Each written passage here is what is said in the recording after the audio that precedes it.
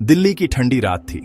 बाहर सड़कों पर हल्की हल्की धुंध छाई हुई थी और दूर से आती मेट्रो की आवाजें इस बात का एहसास दिला रही थीं कि शहर कभी सचमुच सोता नहीं।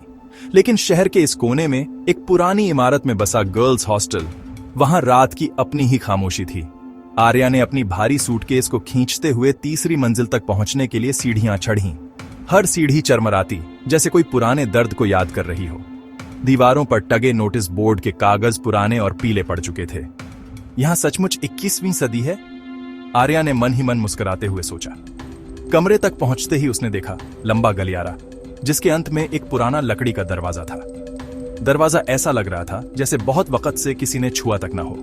मोटा ताला, उस पर जमी धूल और नीचे दीवार के कोने पर अजीब से निशान, जैसे किसी ने नाखूनों से खुरचा हो। मीरा पहले से ही कमरे में मौजूद थी। वह दुबली पतली लंबे बालों वाली लड़की थी। उसके चेहरे पर एक अजीब सी गंभीरता थी। हाय, मैं आर्या हूँ, तुम्हारी नई रूममेट। आर्या ने अपना सामान रखते हुए पूछा, ये दरवाजा कहाँ जाता है? मीरा ने किताबों को अलमारी में रखते रखते अचानक उसकी तरफ देखा। उसकी आंखों में एक पल के लिए डर की झलक आई, फिर उसने नजरें फेर ली। मत पूछो, और चाहे कुछ भी हो उसे कभी मत खोलना। ओह, कोई डरावनी हॉरर स्टोरी है क्या इसके पीछे? मजाक मत समझो। रात को कोई भी आवाजें आए इग्नोर करना, बस। उस रात जब हॉस्टल धीरे धीरे सन्नाटे में डूबा तो आर्या करवटें बदलती रही। शहर का शोर अब बस एक दूर की गूंज रह गया था। तभी हल्की सी फुसफुसाहट सुनाई दी। वह इतनी धीमी थी कि पहले आर्या को लगा शायद हवा की आवाज है, लेकिन जैसे जैसे वह ध्यान से सुनने लगी, शब्द साफ हुए। आर्या, सुन सकती हो? दरवाजा खोलो। उसका दिल जोर से धड़कने लगा। उसने आंखें खोलीं। अंधेरे कमरे में मीरा गहरी नींद में थी। बाहर गलियारे की ट्यूबलाइट झिलमिला रही थी। फिर दरवाजे पर हल्की सी खरोंच की आवाज आई।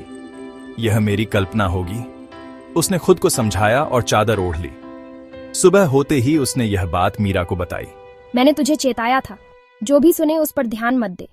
अगर डर लगे तो हेडफोन लगाकर सो जाना, लेकिन दरवाजे के पास मत जाना, चाहे कुछ भी हो। दिन में हॉस्टल की चहल पहल ने उस डर को थोड़ा कम कर दिया, लेकिन रात को वही सन्नाटा लौट आया। दूसरी रात आर्या ने आवाज फिर सुनी। इस बार वह फुसफुसाहट नहीं थी, बल्कि किसी के धीमे सिसकने जैसी थी। कृपया मदद करो। उसकी रीढ़ की हड्डी तक सिहरन दौड़ गई। यह आवाज, ये उसकी मां की आवाज जैसी क्यों लग रही थी? आर्या उठकर बैठ गई। उसने दरवाजे की तरफ देखा। पुराना लकड़ी का दरवाजा उसी खामोशी में खड़ा था, लेकिन उसके पीछे से आती आवाज अब और साफ हो रही थी। उसने धीरे से मीरा को जगाया। मीरा, सुनो ना ये आवाज, ये मेरी माँ जैसी। चुप रहो, ये सब वही चीज है जिससे मैं गुजरी हूँ। अगर तुमने ध्यान दिया तो ये और ताकतवर होगी, बस इसे नजरअंदाज करो। आर्या ने कुछ नहीं कहा, लेकिन उसकी बेचैनी बढ़ती जा रही थी। अगले दिन उसने हॉस्टल की वार्डन से बात करने की कोशिश की। वार्डन, एक सख्त चेहरा और गहरी आंखों वाली औरत, ने उसकी बात सुनकर बस इतना कहा, अपनी पढ़ाई पर ध्यान दो। हॉस्टल के कुछ हिस्से पुराने हैं, वहाँ से अजीब आवाजें आ सकती हैं। तुम्हारा काम है उन पर ध्यान न देना। लेकिन उस रात जब घड़ी ने 1 बजाया, दरवाजे के पीछे से आई आवाज ने उसका दिल तोड़ दिया।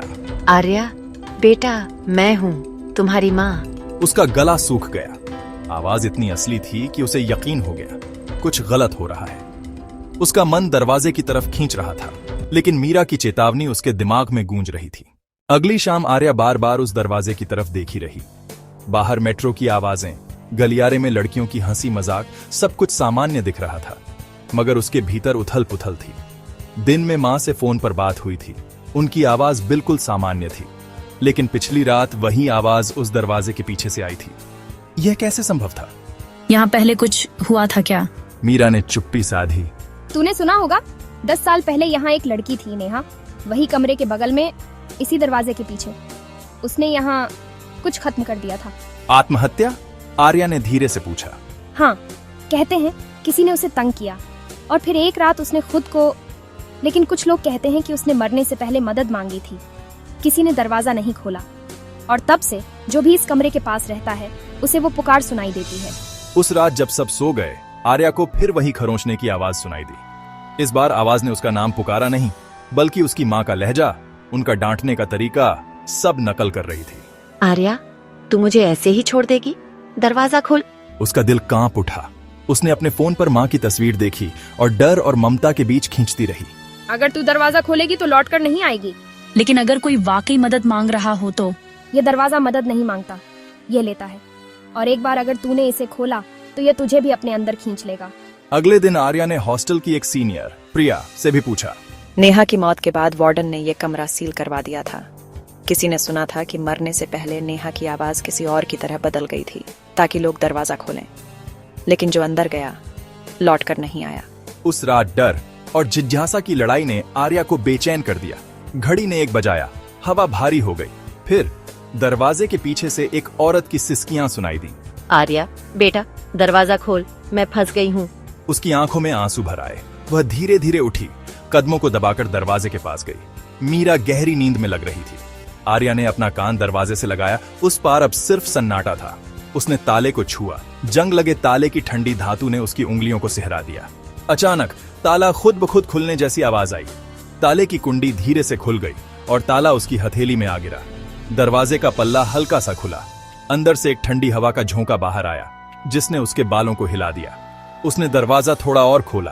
अंधेरा, बस गहरा घुटन भरा अंधेरा, जैसे कोई अंतहीन सुरंग हो। उसने पीछे मुड़कर मीरा को देखा, जो अब बिस्तर पर नहीं थी। अचानक मीरा का स्वर दरवाजे के भीतर से आया। आर्या इधर आ। उसने टॉर्च ऑन की। अंदर पुराना कमरा था। धूल भरा फर्श, जंग लगे फर्नीचर के टुकड़े और दीवार पर पुराने पोस्टरों के फटे हुए हिस्से। लेकिन यह कमरा इतना बड़ा नहीं होना चाहिए था। यह किसी तरह बढ़ता जा रहा था। जितनी दूर वह टॉर्च की रोशनी ले जाती, अंधेरा और पीछे हटता जाता। पीछे से दरवाजा धीरे से बंद हो गया। उसने दौड़कर दरवाजा खोला, पर वहां अब कोई दरवाजा नहीं था, बस दीवार। उसके कानों में अब फुसफुसाहटें गूंज रही थीं, सैकड़ों आवाजें, कुछ जानी पहचानी, कुछ बिल्कुल अनजान। एक कोने में उसने एक पुराना आईना देखा। उसमें अपनी परछाई की जगह नेहा खड़ी थी। उसके चेहरे पर भयावह मुस्कान थी और उसकी आंखें खोखली। तुम सबने दरवाजा बंद रखा था, अब कोई दरवाजा नहीं है। उसकी चीख गलियारों तक नहीं पहुंची, जैसे इस कमरे की दीवारें आवाज निगल रही हों। उसने भागने की कोशिश की, लेकिन फर्श पर परछाइयां जीवित होकर उसके पैरों को पकड़ने लगीं। उधर असल दुनिया में अगली सुबह मीरा अकेली कमरे में थी।